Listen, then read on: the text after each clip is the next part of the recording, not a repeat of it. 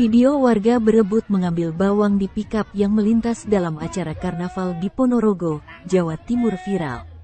Dalam video yang diunggah akun Instagram @infoponorogo pada Rabu, tanggal 16 Agustus tahun 2023, tampak ratusan warga berdiri di pinggir jalan untuk melihat karnaval.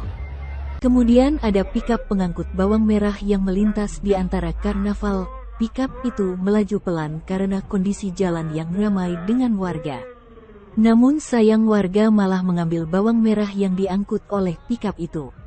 Pasalnya bawang merah itu tidak tertutup rapat sehingga bisa diambil dengan mudah. Warga pun tampak rebutan mengambil bawang merah. Unggahan itu pun mendapat banyak komentar dari para netizen.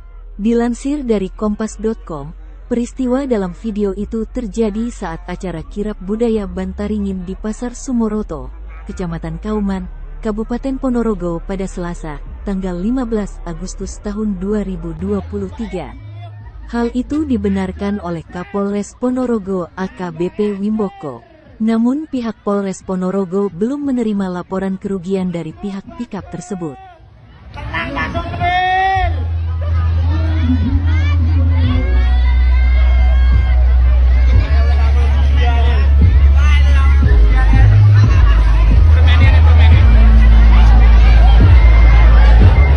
Terima kasih sudah nonton. Jangan lupa like, subscribe, dan share ya.